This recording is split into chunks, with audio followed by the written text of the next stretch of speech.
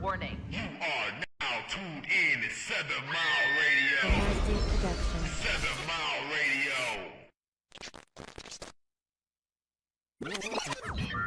Warning. You are now tuned in to 7 Mile. Peace, peace, peace. What's up, black people? What's up, Facebook world? What's up, YouTube? What's up, all social media platforms and sites? You are back on with us at Revolutionary Wealth Builders on 7 Mile Radio. We have a phenomenal guest in the studio today. We have a powerful treat for you. And but before I introduce my guest, I would be remiss if I didn't make sure that I give accolades to our producer, our super producer over here, and let him share a few words with you guys. Man, I'm excited as always to have you in the building, brother. Man, I learn something every week from your show, like indefinitely. Every week, something is valuable from your knowledge that you bring, man. So I'm just as proud to have you here, man, as you speak on me every week. So it's my honor to present to you all, man, my brother Emmett from the Revolutionary Black Wealth Builders podcast. And I'm looking forward to this conversation that we have with the beautiful queen that we have sitting here on the panel with us. Absolutely. So let us know a little bit about her. Okay, but before we do that, we have to apologize to the people because we weren't on last week. We had some scheduling conflicts. There was nothing we could do about it. Okay, so right. So as opposed to choosing an auxiliary day, we just didn't do the show. But that's why we're bringing in this powerful guest as a treat to you guys and as a we are sorry over here at Revolutionary Wealth Builders, where we bring wealth education to the people. This is our way of saying sorry.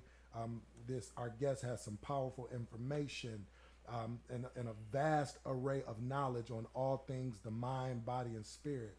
And so I would like to introduce to you guys none other than Dr. Karla Mitchell. Let's give her a round of applause. Thank you for having me on the show today. You're welcome. And so on today's show, we're going to have two segments. And so we typically don't tip our hand with the segments, but segment number one is going to be just a discussion on who you are, how you built your practice, what do you stand on as principles as it relates to your practice, what are the most important things people can do for optimum self-care, how they take care of themselves, and the things that we can do to avoid worry and concern and how those things impact our physical health. And so it's not going to be too structured. We're just going to let you talk. We're going to let you educate us. Okay. And then in segment two, it's going to be Ask Dr. Karla. You guys will have opportunities to post questions, comment with questions, and our good producer is going to post the call-in number for anybody who wants to call in and ask direct. So let's get started with a fresh dose of Dr. Karla. Thank you. By asking her a lead and opening question. Why naturopathic medicine, and how did you begin this journey? Well, so health is wealth. Let's talk about that for a second. So first of all, I want to just give a shout out to Mark and 7 Mile Radio. It's amazing in here. I didn't expect for it to be so set up, and so it's a nice situation over here. So thank you for having me. I appreciate it. Shout out to Revolutionary Wealth Builders, because I don't know about other people, but I do believe health is wealth. And every day I'm trying to secure that bag. Health is absolutely wealth, because if you don't have your health, there's a lot of things you can't enjoy without it. Definitely. And so why naturopathic medicine? I guess it's a long kind of story. I was just having this conversation with somebody the other day. I don't think people realize how long I've been doing it. It's almost probably 18 years I've been kind of like on this path. 3 years unofficially, and at least 15. I think I stopped counting at 15. At least 15 years officially, brick and mortar officially. Okay. And honestly, it's not a trend for me. It started because I had my own health challenges, really. I tell the story all the time. I don't know if I need to tell the story here. But ultimately, it was a cervical cancer diagnosis. And I essentially refused convention, and I kind of did my own thing. And I think the thing that I always stress in that story, when I tell that story, is my doctor gave me 60 days to make a decision about what we were going to do. So I went in, we sat down, he gave me the diagnosis, And he was basically like, I'm not going to give you more than 60 days because we don't want it to be invasive into your uterus. And I'm like, yeah, okay, well, whatever. I'm not doing none of that in my mind. Right. And so I kind of went on this self-discovery journey about like, what could I do to improve my health? And what I will share is that in that experience, it was the revelation of the connection between the mind and the body, and the fact that there were things that I needed to be doing for myself to help improve my own health. And I put together an entire regimen that I followed religiously. Like, I was religious about caring for myself in the 60 days that he gave me. And I'm going to say like that 47th day, I went in for my follow-up, and my doctor couldn't find any abnormal cells on my cervix. And it was a funny thing to watch, because this is the doctor who delivered all of my children and our children.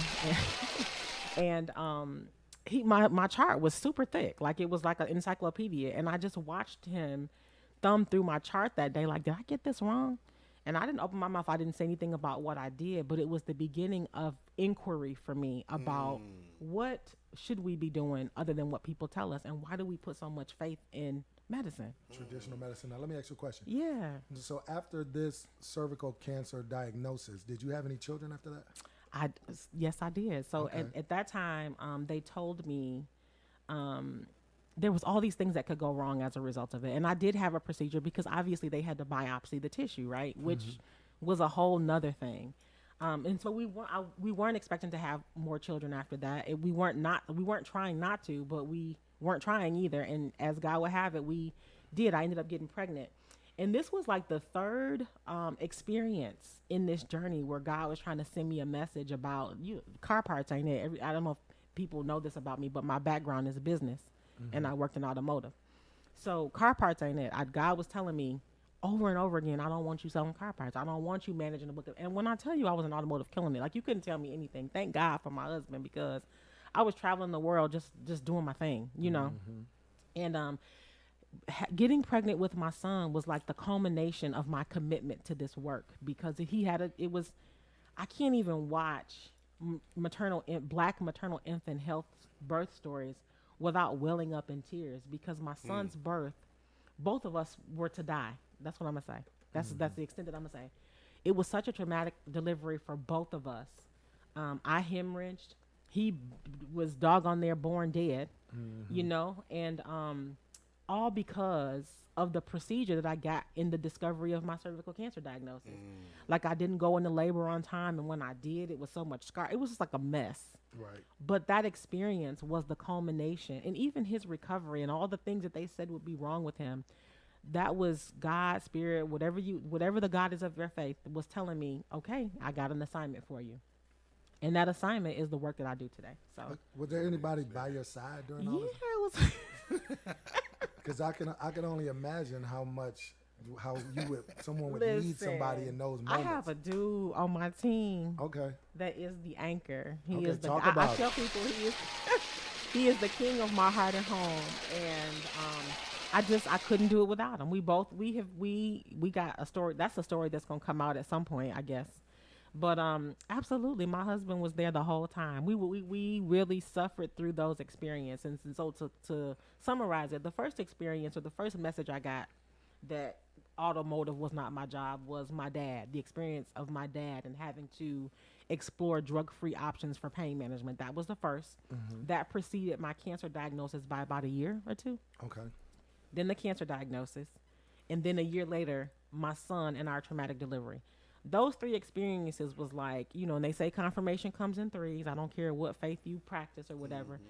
But that third experience was like, I got slapped in the face by spirit. Was like, didn't I tell you to go ahead and do what you need to do to make this transition? And so I did. I did that. And during that, my husband was there the whole time, holding me down, making sure that the kids were good while I was going to school at night. I left corporate probably 2 or 3 times trying to get things off the ground. He was there, my anchor. So he's always been my anchor. I absolutely had somebody by my side. Still do. Okay, well, talk about it then. Don't be shy. I thought you brought me on here to talk about health. I see it's a setup. It was the underlay for the overplay. Yeah, and so my next question would be, why have we been so in the work that I do, a lot of my study, I've learned that the average individual that has been born and raised in America has a profound respect for the United States dollar. Like, they don't believe that it is capable of crashing. They think that it is the only thing because we were born into it. Yeah. Talk about traditional medicine and how we've been born into believing that traditional medicine is actually the perfect, well, not the perfect, but let's talk about how traditional medicine may not always be the path that a person may want to travel when they find themselves battling chronic illnesses and things that the traditional medical model would have them taking prescribed drugs for long periods of time. I wanted to make sure that I put that in there. So I'm going to try to do that. You know, this was crazy, and people probably will laugh at this, but this is like pillow talk for us, right? So we kind of go around and around, like, why aren't people listening, and how do we get these messages? And I don't think there's an easy answer for that. So I'm going to try to answer your question in two ways. And so there's this thing called enforced dependency, right? And I talk about it all the time. It's enforced dependency. They trick us into thinking we need certain things, and then we're just gone on it. And for some reason, as a culture, Black people will find out about something and will rat it till it's in the ground, right? And they build up this trust mechanism. I mean, the world floats on us. The world, the system, Everything. spiritually, mentally, physically, capitalistically. Is that a word I just made up? So it rides on us. And so I don't know that I am the person to answer why it's like that, but I am a person who can increase our awareness around enforced dependency and the medical industrial complex. Just like there's a prison industrial complex, there's a medical industrial complex. And I wish I had visual aids because I'm a visual person and I like to show people pictures. But I know people like to Google. So if you're listening and you're a Googler, I want you to Google enforced dependency so you understand what that looks like, because that's tied to geoengineering, media programming, feeding you signals through your phone and through the radio to put repetitive images and desires in your mind. So look up enforced dependency, because that's a whole you can sit on the toilet and be in the bathroom for an hour just Googling that. And then the next thing I want you to think about Googling is medical industrial complex. There was I don't know if this was a public health student or what, but there was a young lady that put together this matrix about the medical industrial complex, and she nailed it. I wish I could even remember her name. Google it and then go to your images. You'll see it, and you'll see the dots connected.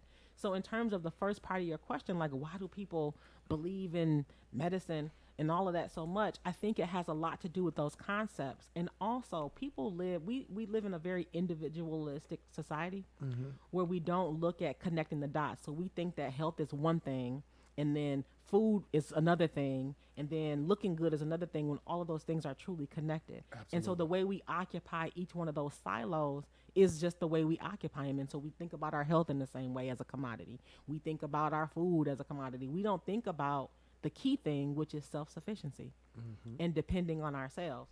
So the last part of your question. For ourselves. So the last part of your question is, why is traditional medicine important? Because I'm exercising agency over my health. It's what I say, when I say, how I say. That's important to me. Yep. And I always tell my clients when they come in, your interaction with me needs to be a revelation. You need to be so aware of what's going on in your body, because you occupy it 24 hours a day, 7 days a week, that I should be confirming something for you. Right. I'm not going to go into the doctor's office and they tell me about me. Right. That I already know. Exactly. And so traditional medicine is exactly that, taking ownership and agency over your own health and being so connected to what's happening in your body, you get to decide. That's where it starts. Okay. And so I want to kind of hyperlink this conversation to another place that is this is a somber place to hyperlink to, but I want to say this. A lot of our loved ones are going into the hospitals and they're not coming out. Yeah. And I've been making posts on social media trying to get people to understand that you have to manage the process of being brought into a hospital. That process with your family members has to be micromanaged, because without a cell phone and with all other things that are going on inside of hospitals today, without us having access to our loved ones, some things are happening there. Now, what I'm getting ready to say is going to be very controversial, but it is not. I'm the type of person that information comes to me in my sleep. Information comes to me when I'm thinking. And I really believe in my heart that because of some other population control strategies, that there is a mandate to euthanize individuals who they believe are not going to be any more productive to society. And so Yeah, I feel 20 that too. years, I feel 30 that too. years from now, 50 years from now, there will be a whistleblower, and it may not take that long.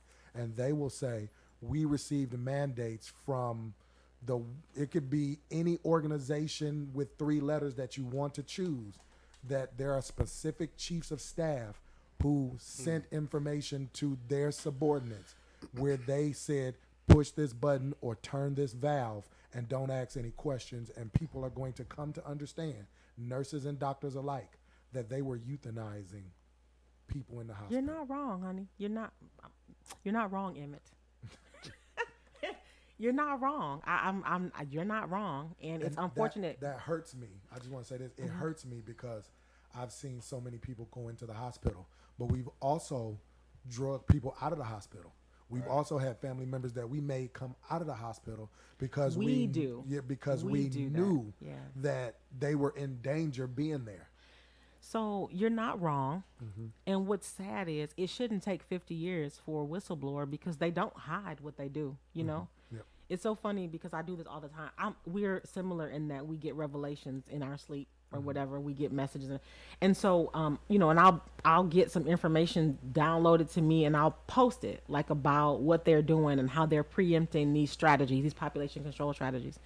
The thing about that is we're sleepwalking, right? And so I exist to wake people up. And I'm not a wrangler. I don't do sales pitches. I'm not going to take you by your arm. I'm not going to spend 20 minutes convincing you, but I'm going to plant a seed that's going to sprout at the time where you're going to say, you know what, I need to look into this more. I heard that. Somebody said that. Do you know what I mean? It's not my job to just be on the corner with a wiggly man. Like what I say to people is like, I'm not going to, and this is not no offense to anybody in their beliefs or whatnot, but I'm not going to Jehovah's Witness you into Or evangelize you. Yeah. I'm not going to bang on your door with the pamphlet and try Agreed. to convince you that what I believe is what. I'm just going to present the information as far as what I feel like I believe, and make the logical connections presented to you, and then let you can lead a horse to water, but So can't y'all make ain't them gonna do the image. That's basically what y'all saying. No, I'm not. 'Cause I'm not finna be beating my chest. I run up to people and punch them in their face. Like, Yeah, I'm not going to do that. You wasting money. Don't buy that. I'm not going to do that.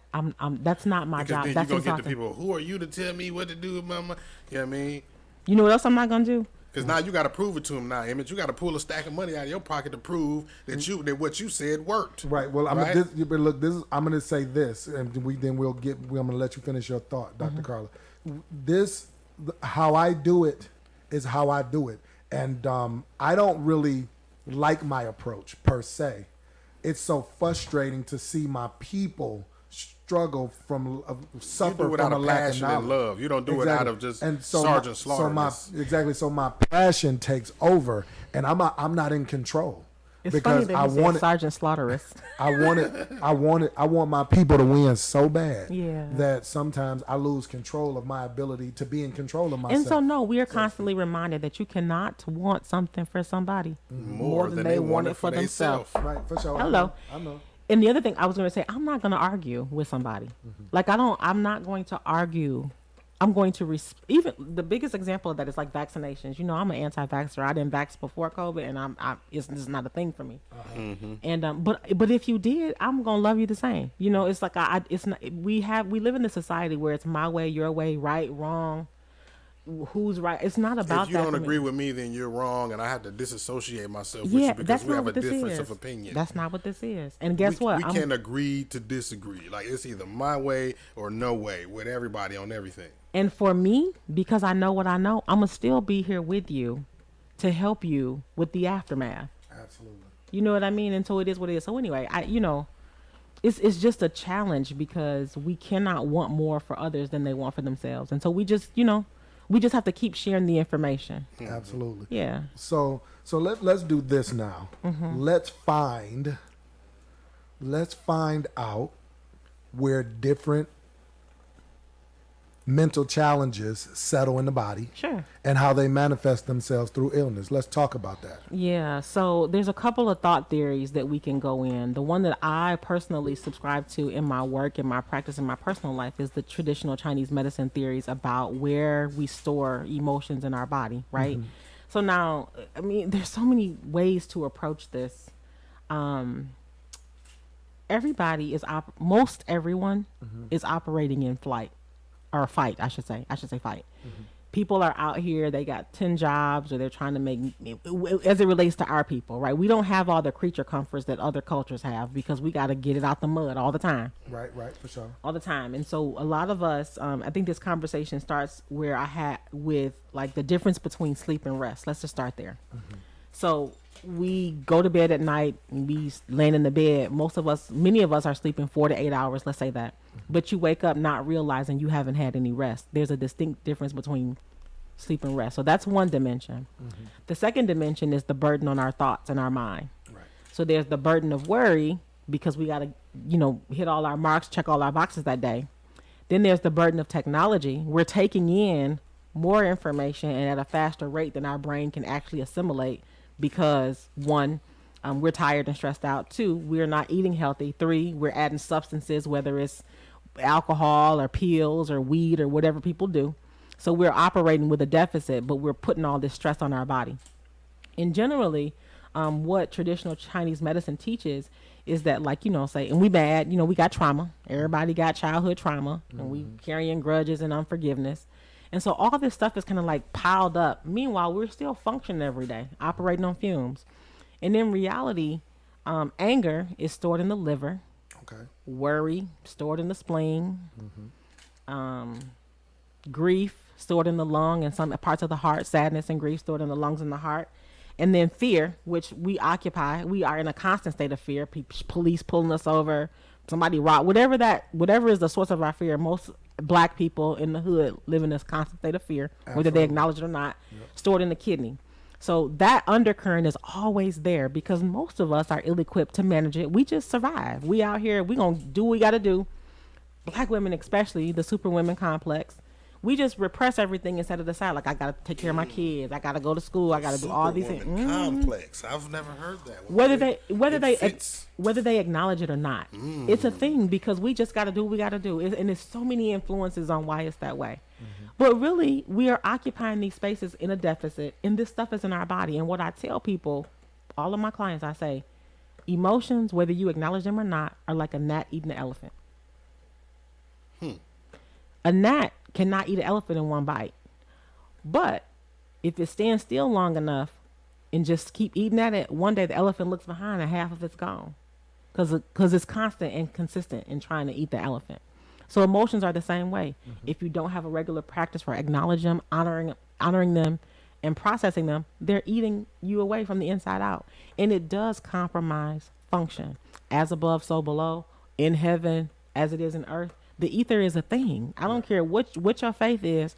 The ether is a thing. And so if you have these disresonant emotions in your body, that vibration is there, and it's compromising organ function. Wow. And so let me ask you this question. Sure. What would you suggest? Well, no, let's talk about this for a second. Sure. There's no disconnection between the mind, the body, and the spirit. Absolutely not. If a human being, so what you're essentially saying is if a human being takes the approach of healing the mind, healing spiritually, that they can heal physically. Yeah. Okay. Yeah. All right. And not in all cases, because sometimes they start a little late. Well, no, we're not talking. I'm not talking about chronic disease. Yeah. I'm saying some of the some things that have not yet taken hold of the organs. I'm talking about There's early absolutely on, a relationship. and I'm talking about from a preventative perspective. Yes. Being proactive as opposed to reactive and Exactly. wait until the problem Exactly. I'm exists. not talking about stage 5 cancer. And now you sit down and meditate and it goes away. No. But you got to be clear. You got to be clear for people. Absolutely. Yeah. Okay, so let me take a moment to kind of send a shout out to some people who jumped on. Okay. So I already said, hey, Niche, What's up, Kimberly Mitchell, my sister, Tia Littlejohn, Toy Lynn Hawkins, and all of you other viewers whom I can't see who are not commenting. Let me see if I can pull you up. Nope, I can't. Well, so let's talk about some of the comments. Everybody post what city and state you're tuned in from, so we can get a gauge of where everybody tuned in from and who's watching real quick while we Absolutely, continue the because we banging on Facebook and YouTube. And YouTube, most Oh, definitely. okay. Yep. And then What's up, Keisha? What's up, Keisha? And so we got a few comments. Ownership and agency over your own health. Absolutely. Tia Littlejohn said, teach Dr. Karla. Tia Littlejohn also said, exactly, and the agenda has been in existence for centuries. Absolutely. Correct. And then my good brother Quan Fish popped on. Yolanda Greer is on from Clinton Township. And Tia Littlejohn representing Ypsilanti. Okay. And what's going on with you, brother Fish? It's always good to lay eyes on a post that you shoot out there. And so we need to get together soon, bro, even if it's just to have one of our good conversations on the phone. So yeah, so that was a healthy dose of Dr. Karla. That was a lot for everybody to chew on. I try. I encourage everybody to do their own research and do some research in some of the areas where Dr. Karla has led you, and start to become a steward over your own health. So now we're gonna let's start our second segment, or let's transition into our second segment. Okay. And asking Dr. Karla. Okay.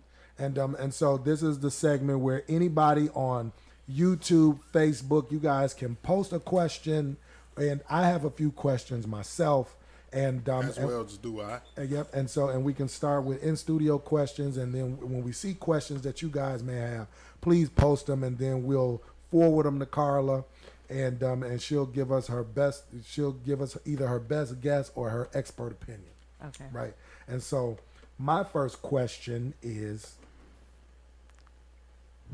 let's talk about how financial stressors can manifest themselves physically, and how they can impact a family and a household. And before I say this, I had the good brother Tafuri Brent said that us as a couple and as a family should do a podcast. When I bumped into him at They Say last week. Or a couple weeks ago. Yep. And he said it should be called Black Love. Oh, wow. So let's talk about how it can manifest itself in financial stressors. Now, just to let this is a good conversation. So, okay. I want to say this first. Okay. Just as a general rule, our family has never struggled financially.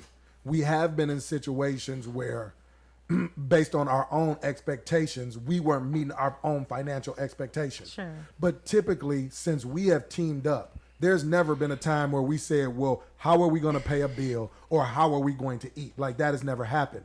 So our experience may be a little different. So we have to draw upon other experiences. However, we have had our experiences with money in regards to some people spending a lot and some people. First of all, stop. So we've had shots fired. You know what I'm saying? I mean, we got people out here that like to So take listen, it here. listen. Stop, because I think you're gonna appreciate the space that I'm gonna come from. Okay, right. let's do it. And I think it's kind of gonna speak to. So you're right. I cannot speak to. I have always said. We have always said. Belief in lack and scarcity does not serve us. Right. Yeah. We are from the universe is our unfailing, unlimited source of supply. Period. That's our motto. We've lived it. That's the thing. Part of our prayer.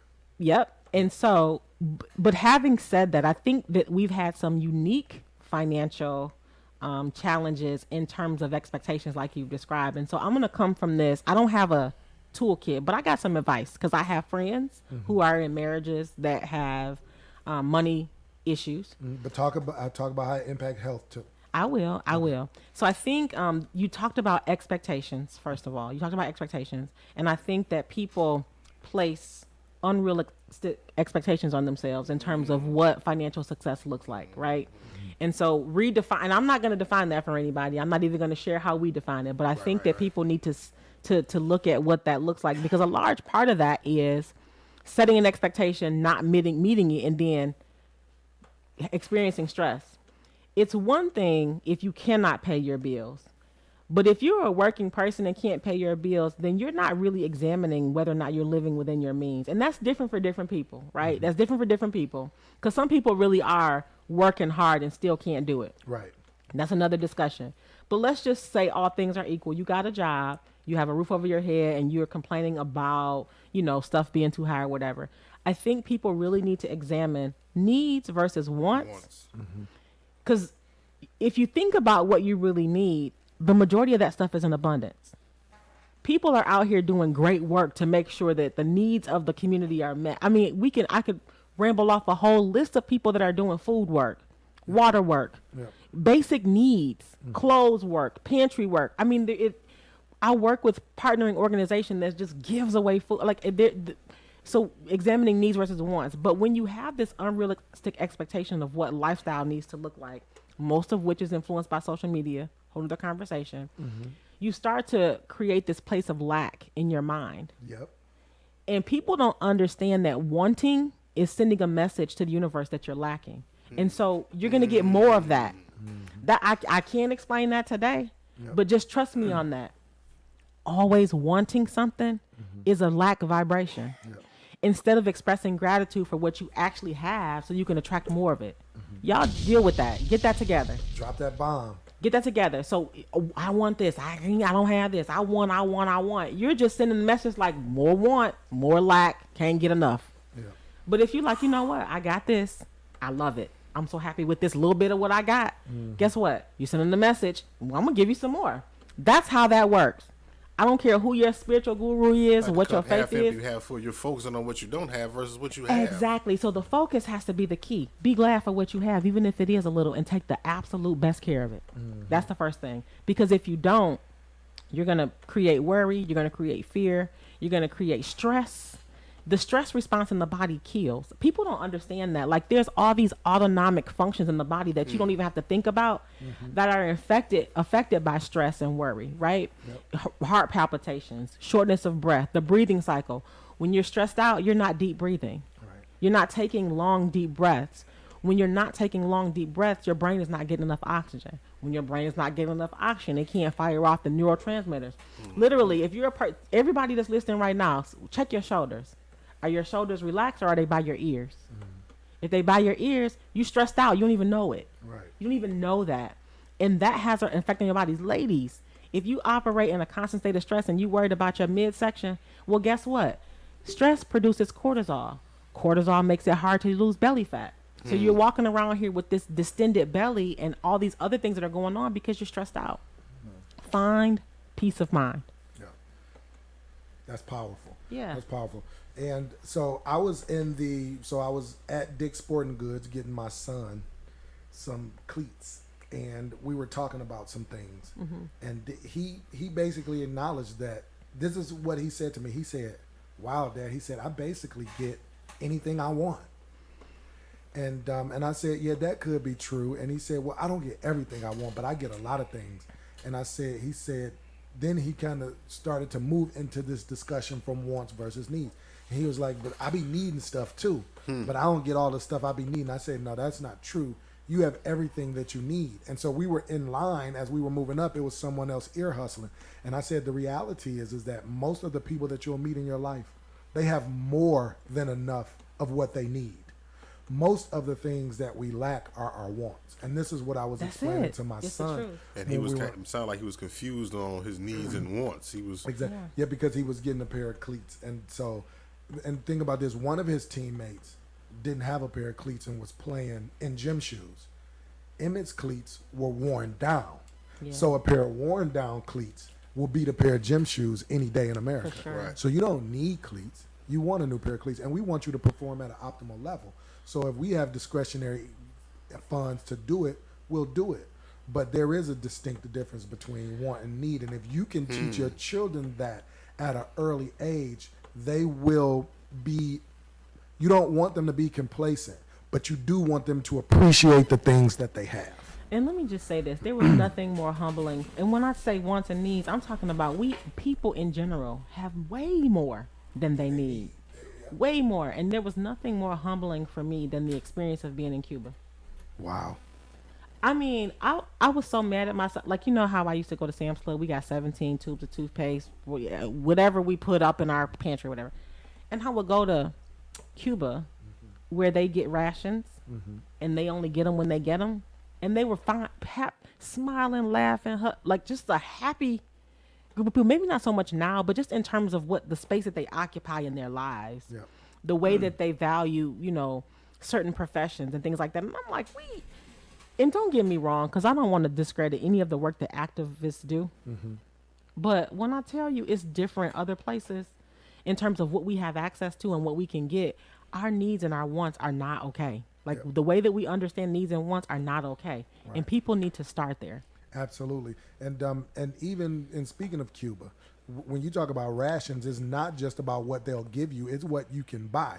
For example, you may have enough money to buy 10 pounds of sugar, but they may only allow you to buy 5 because they need to make sure everybody has access to sugar. And so that's something as well, which kind of speaks to the true value of currency. And it's an embargo place. The U.S. cuts off shipments. Yep, for sure. Like there are things that they just can't get down there. Yep, absolutely. I have never.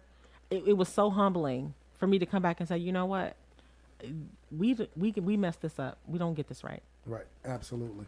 I was thinking about how this generation, how they create put undue pressure on themselves because of the things that they see on social media, which creates stress that are not even real. I was thinking about that earlier when she was talking about just it was something about the conversation was like you comparing yourself to other people or you just looking at, but the social media came up because I understand. I feel like that's a big part of why people are stressed out today is because they're comparing themselves or looking at the cup half empty, half full theory, right? You're looking at other people and you're looking at what they have, you know what I'm saying? And you feeling bad because you don't have it versus appreciating what you do have. Exactly. And that's in reality, a lot of stress. In reality, it's not real. And they don't have it. Yeah. Most social media props are exactly that, props. And so you are being led to believe that the person that you are, the person's things that you are coveting are really theirs, and they're not. It's a lot the image to that dissect. you're portraying. Exactly. It's a lot. People don't realize how much media, radio, TV, social media influence our well-being. Maybe some people do, but the majority does not. And that's unfortunate. Like they just don't understand the impact. And there's no better way to understand it than to take a hammer to your phone and see kind of what happens over a 30-day period. Exactly. A lot of things will change. Yep. We definitely have to take a break. So let's talk about, well, what other questions did I have lined up for you? Okay. So let's kind of go in a different direction. Let's talk about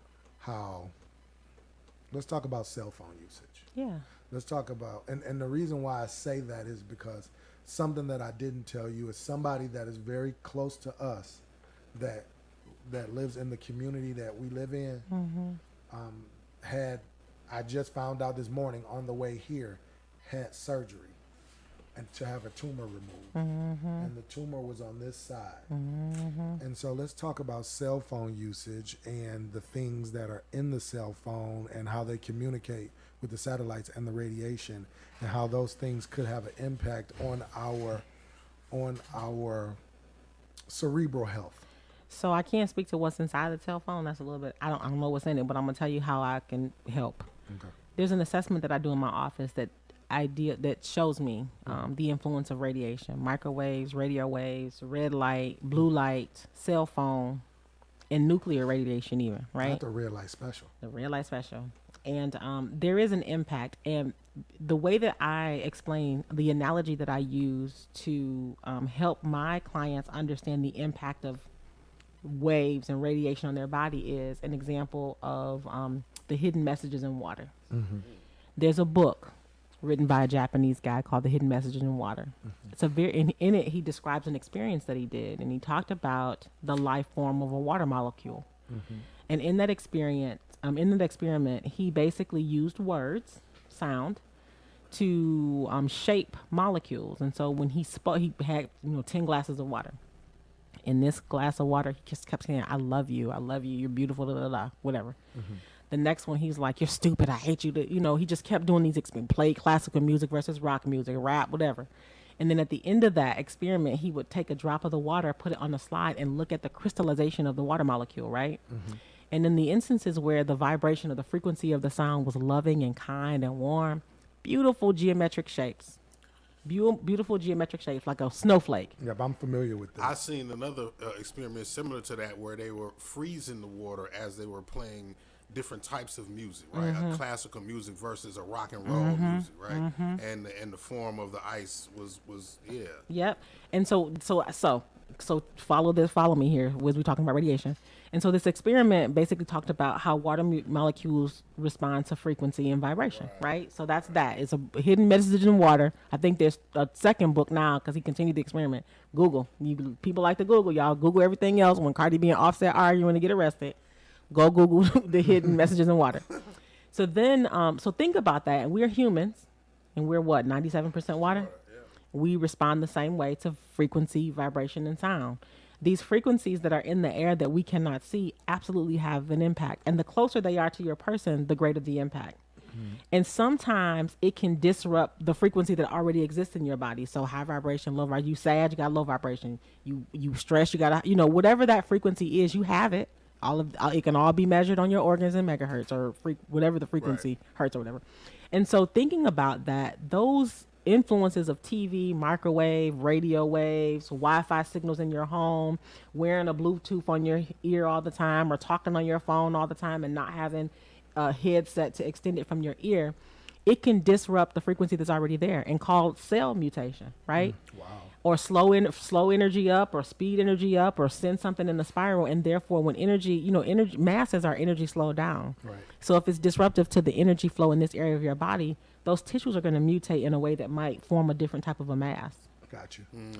So I hope I was able. I can't answer a question a short way because we just don't have that understanding. Right. Right. There's no short way to answer. Okay. Well, I'm on myself all the time about that. And it makes sense. Like, if someone has a logical way of thinking, like everything you said makes sense to me. So I would appreciate. I understand. You know what I mean? The things Absolutely. that you're saying. So I like that you expound on the things. Well, that sometimes it makes just answer the question. I'm trying. It makes perfect sense. No, it There makes is no perfect get sense straight to to me. the point. You have to have some level of being educated and understand comprehension. You have to have some level of comprehension to understand everything from point A. That's the reason why a lot of us are so in the dark about a lot of things, because they just want a quick fix to everything. Yeah, I'm not that person. And it's not a quick fix, or it's not a quick way to get to the point of understanding how some of these things, even just how we was outside during having the cryptocurrency conversation, kind of a sidebar. You know what I mean? Yeah. Just the points y'all was making enlightened me. It's like, okay, now that, okay, oh, all right. Yeah. So it's sometimes those details are necessary. Well, thank you for that. To understand. So. Thank you. Yep, I have two confessions Okay. that I'm going to make here today on this show. And then I want to move into the final segment, which is going to be a treat for everybody, but not. So What? you'll see what I mean. He always doing I something. got something up his sleeve. Always. So two things. When I go to restaurants and I drink water, Yeah. I always pray into the water and always speak words of love into the water while I'm drinking it and before I drink Yep. it. That's something you never knew, but I do it every single time. Yep. Almost every single time. Because it's important that I change what's happening with the water from when it came to the Yep. table and when Yep. I put it in my body. Yeah. The second thing is I always tell the Most High, I always apologize to the Most High when I throw food away Yeah. because of the Cuba conversation. Yeah. I hate doing it. I think it's one of the things that the Most High does not like the most. Yeah. Is throwing something away that can give life, that could give life. And when you talk about Cuba, it makes me think about how wasteful we can be in conjunction with how we think we need certain things. We can be wasteful, and in the same breath, we want or need something. Something. Absolutely. So we live in a constant state of confusion, a dichotomy, so to speak. And now I want to talk about the final portion of this discussion. I want you to give us a brief explanation of what fentanyl opioids and alcohol do to the mind and to the body. Very brief. And then I want you to spend the majority of the time dispelling myths about cannabis and marijuana. And so this is what I want. I want you to really describe to the viewers the value in cannabis and dispel the myths of marijuana being of medical use. But what can cannabis be used for? What forms can it be used for? Y'all not ready. Explain that Clothes, to us. bricks for houses. I mean, Y'all we can not. go. So that's hemp. Yeah. Okay, hemp. Right. Okay, yeah. So explain. Do we need that? I don't know. I don't know if I'm the best person to do this part, but I'm gonna try my best, right? Okay, yeah. So, the training for the value and the usefulness of cannabis as a plant is gone Okay. Why? because it's been commercialized. Okay. Okay. As a clinical herbalist, I can think in terms of its medicinal. Now, I have an immense amount of respect for plant medicine. You know this, in all its forms. I do. There are still some people using it in other parts of the world correctly. I'm not so sure. Okay. I'm not so sure because I don't know. Because I can think. I mean, there's a reference I can think of. I can't think of, but there's at least 4,000 other plants that can do medicinally in the body what cannabis is said to be able to do. So the ship for the value of cannabis, that train left the station with Woodstock probably, right? So this notion of commercializing a plant is just a bad situation. I don't see any value in cannabis. Okay. So, but let me stop you before you keep moving forward. Yeah. So we know that I like to partake in the adult libations from time to time. Yeah. So I'm in no position to have an opinion as to how someone else recreationally enjoys themselves. But what we do need I to disagree. I'm gonna have to stop you. I'm gonna disagree with you. No, I'm saying no position to judge them. I mean, we can. It's not a judgment. Right. I agree. We can identify. We can Yeah. identify what they choose. Like we can, like they would identify what I choose.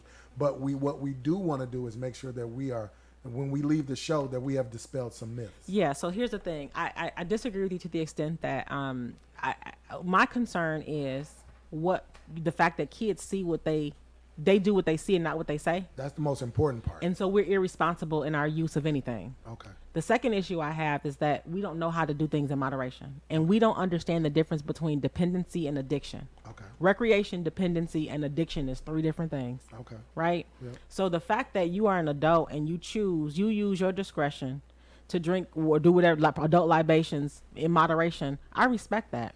I respect any adult who makes a choice that takes into consideration what children see. Yep. We know I don't drink in Yep. front of children. Yep. That's just not I just don't do it. Yep. But where we have lost ourselves is one, we do things so obsessively that we don't use discretion. Okay. There are no clear boundaries between what adults should be doing and what kids should be doing. Accountability is gone. Accountability is going, and with that, we've normalized certain behaviors for children. Right. And kids are smoking and eating gummies and thinking weed is of the earth at 8. Gotcha. For a fact, at 8. Yeah, and I know this for a fact. So there's 2 issues with that. One, we're ruining our kids. A whole generation. A whole generation of kids are going to be morbid vegetative state adults because smoking or using substances, particularly marijuana or weed, damages the prefrontal cortex of the brain, Okay. responsible for complex decision making, motivation, emotional regulation, depth perception, proximity judgments. So you might think you are a certain way from the curb and you step out in the street and get hit by a car. You know, it has so many damaging effects on the brain. The damaging effects are worse the younger you are when you start smoking. Okay. And in most cases, it's irreparable. Once it's damaged, it's damaged. I'm exploring that right now in science, but for the most part, it's damaged. That's the other issue. The second issue is we've been misled to believe that weed is okay. Okay. And it's not, because the concentration of the psychoactive component is off the chain. Gotcha. So there was a time. Let me, if I can. Maybe, ask, yeah. There was a time where the concentration of THC was lower, and it didn't interact with the body the same. Yep, but now that it's commercialized, there's no regulation of its potency. So they have all these regulations in place. You can't do this, you can't do that. But it's always a lie. And these are some of the things that I've learned in the drug prevention work that I do. When you get a certification for your plant, say, for example, you're a person that sells weed and you have to meet these regulations, the certification only applies to the first plants, right? And as long as all the other plants come off that plant, you can say that it's a THC-free product. But that's not necessarily true, because once you replicate or propagate the plant, you're propagating the seed, which basically that concentration of THC can increase with each propagation. Gotcha. But as long as your certificate says it came from the plant that was FDA certified or whatever the controlling body is, you good. So you could, in effect, be selling two versions of weed under the table and people don't know. That's a thing. The other thing is there is no such thing as THC-free cannabis. There's always some degree of it in there. And the reason why I say this is because they'll talk about like CBD versus this. THC. Yep. I know a gastroenterologist I know of one who was trying to use CBD for something, practiced gastroenterology for, 40 years, dropped a drug test, tested positive, and lost their license, thinking that CBD was THC-free. So there's all these, like with anything that is government approved, there's all these nuances that we miss because we're not asking the right questions. And even when Prop, whatever it was, when we were doing all that activism stuff, 18 was being, and I would tell people, I'm like, first of all, this ain't our come up. Don't vote yes, because it's going to change the landscape of how it's manufactured and used. Not a lie. Access is not going to be what you think it is. Not a lie. Right. Meanwhile, it's getting in the hands of kids more, and we got so many dispensaries in the city that it's crazy. It's like legal weed houses. Right. So I don't see any value in the use of cannabis recreationally because of the way that we do it. Now, if you grown and you smoke, that's your business, but kids are watching, and they think it's okay. So now that green cross is a signal of it's okay for me to do it. It's of the earth. Everybody doing it. It's legal. It's natural. But 10 years from now, when people are walking around like zombies, we're going to be wondering, like, what's wrong? We have to absolutely, positively make sure that the children are receiving the right message. Now, I have a question for you. Yeah. What do you say to me? So, I take a quarter of the year. So a quarter of the year, I will not indulge in any drinking whatsoever. But on a weekend where I feel like I'm kicking back, winding down, and I might want to have a Samuel Adams cherry wheat, what do you say to a person like myself who has made a decision that this is what I'm going to do? Like, what type of information would you give me on how alcohol is impacting my body? So I think what is happening in my body when I drink alcohol? Well, it definitely numbs your senses, right? So it depends on the blood volume, right? It's always about blood volume. How much, how good, how well are your kidneys filtrating it out? How much is being left behind? And then how intoxicated are you as a result of that digestive process, right? Okay. And so some people, it might take one beer for you to like go to bed. You can't drive. Or it might take 12. So all of those things come into play. But that's why there's the phrase drink responsibly. Right. And you're, I don't judge people for their choices. I just want people to do things responsibly and to do them in a way that children do not feel like the behaviors are normalized. Facts. So now there is a process, right? Yeah. Where I can drink 16 ounces of water for every ounce of liquor that I drink, right? So that's the rule, yeah. And I can kind of force it to dilute it. Right, dilute it and force it to run its course through my body faster. Is that possible? Well, yeah. I mean, the rule of thumb for responsible drinking is if you're going to drink, I mean, there's a threshold, right? So for women, I think it's 4 drinks in 7 days, and maybe for me, I don't know this by heart because it keeps changing. Maybe it's lower post-pandemic, but there is a responsible level of alcohol consumption in a 7-day period of time. Okay, it might be like not more than 4 drinks in one sitting, and maybe 4 drinks in a 7-day period. And I think it's a little bit more because men's weight or muscle composition or whatever. I got muscles. So that. So the idea there is that you stay within those healthy limits, and you can Google those healthy alcohol consumption limits just to see what they are, because they have changed post-pandemic. People are drinking more. Because I like to push it to the limit. Yeah. Okay. Just So then, but also the concept of drinking a beer and then drinking a glass of water or 16-ounce, 8 to 16 ounce glass of water is about dilution, diluting the concentration of it in your blood, the blood alcohol content But also giving the liver something else to work with. To work with. Yep. And the Exactly. kidneys something else Yeah, to the work kidneys, with. yes, sir. Yeah. So we got a comment on YouTube from Fair Notice says research shows that eating fruit is more important than drinking water. Says check out Sun Sync Nutrition, aka what is that? Chromobotic Nutrition. Yeah, What you do know, say to that's that? an ad. That's an ad. That's an ad. And I mean, so let me say this. I don't disagree. No, I don't agree with that statement. But what I have said to people is, fruit consumption is water consumption. So if you're a person that is drinking a 64 ounce of water a day because you're a workout person, you could be drowning your organs because you have to take into account that you're eating produce, which is water, and fruit, which is water. But that's not true for somebody who has diabetes. You don't want them eating fruit in place of water because fruit is sugar, fructose is sugar, right? So you have to be careful with ads and Trying to promote stuff. trying to promote stuff. And so I don't disagree that fruit is water, but it's also fructose, and that might not be good for somebody who needs to limit sugar intake. Okay. You know, so you just have to.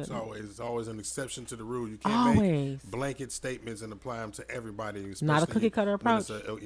especially in this in the medical. It's not even the medical, in the holistic Yeah. field. Yeah. Gotcha. So let me ask you this question. Yes. What is fentanyl, and why has it been in the news so often lately?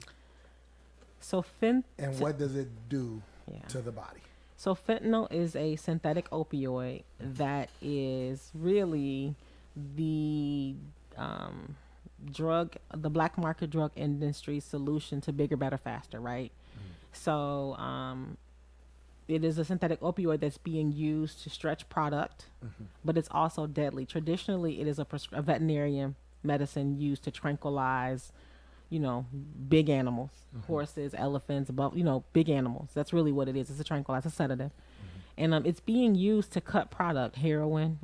Weed is being laced with it to make it potent. What I'm hearing in the streets, because we do syringe exchange and opioid rapid response work, is that, it's a different type of high.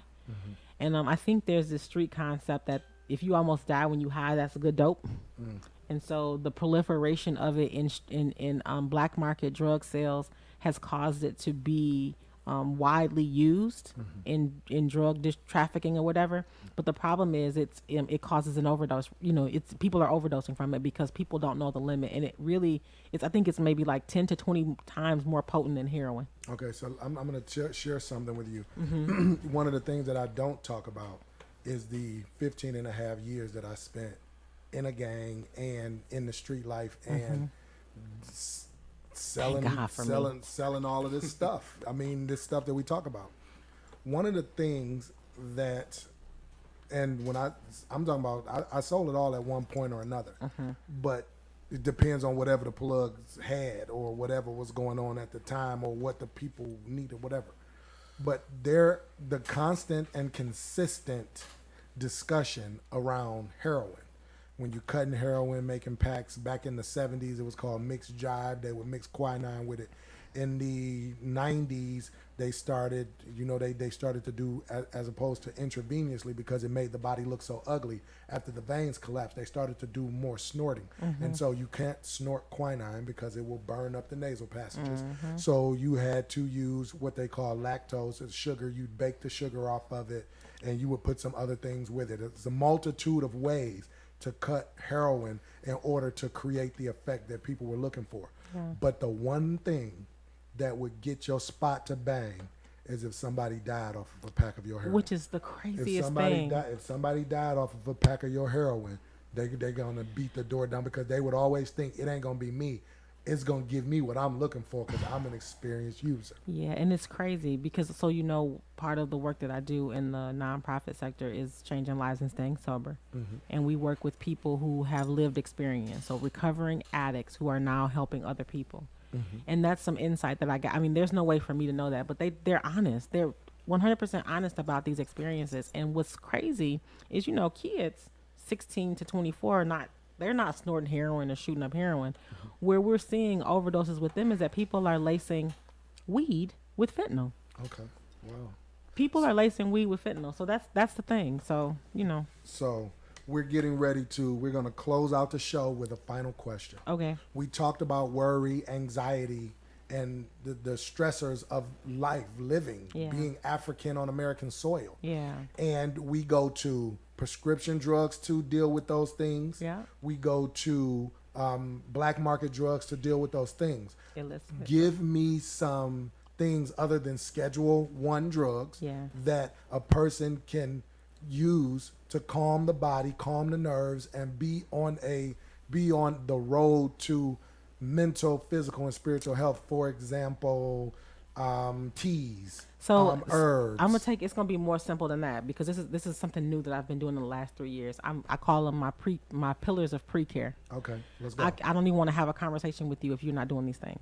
Okay, So the let's first thing is drinking water, right? drink water. People do not hydrate, and drink water. There are people who don't drink any water. All they drink is juice and pop. So if you're not drinking water, you're messing yourself around. There's so many things that happen in the body because you're not well hydrated. Drink water. If you're not doing that, we can't talk.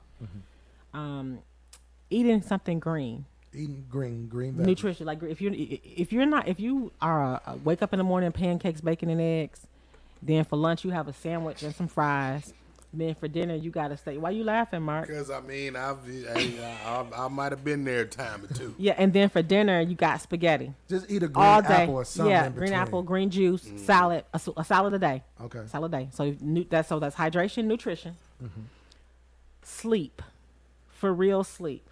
That's my area. That's my problem right there. Oh, So that if ain't my you're problem. so sleep. If you're not sleeping, that's another issue. So there's 4 things that your body needs that are basic needs that we are not accommodating. Water, Water, I drink something water. green, nutrition, something green, nutrition. sleep. Yep, sleep. Yep, and not melatonin sleep, not sleeping pill sleep. Natural sleep. Figure out why your body is not turning down. Okay. Okay?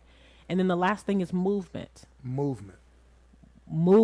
Doing less and being more. So even if that's like taking a walk outside, parking farther away from the door, taking the stairs instead of the elevator, like what's your commitment to yourself? If you can't commit to drinking water every day, making sure you're getting the minimum amount of sleep, no TV on, no headphones or music playing in your ear, hydration, sleep, nutrition, and movement, you're failing. You're failing. So if I do those 4 things, I can turn up. I'm not going to say that. If you do those 4 things, you won't want to. Okay.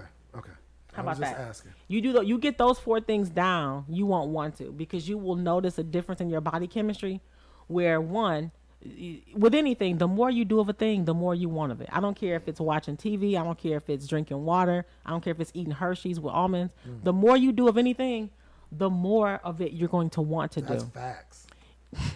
So in any case, if you're not hydrating, nourishing yourself with something whole and healthy and not out of a box, moving and sleeping, you're doing yourself a disservice. And I promise you, if you get those 3 things down pat, 18 days in a row, it's like 18 days to make a habit, you'll notice a difference in your body where you'll start making different choices. So I would like to thank the super producer, Mark. I would like to Thank thank you. Dr. Karla for a phenomenal show. Revolutionary Wealth Builders, we're going to get off. We were on a little too long. We're glad you guys stayed with us. Join us next week, next Thursday at 11 a.m., Revolutionary Wealth Builders, where we bring wealth education to the people on 7 Mile Radio. Peace and love. We'll get with you next week. Radio. 7 Mile Radio.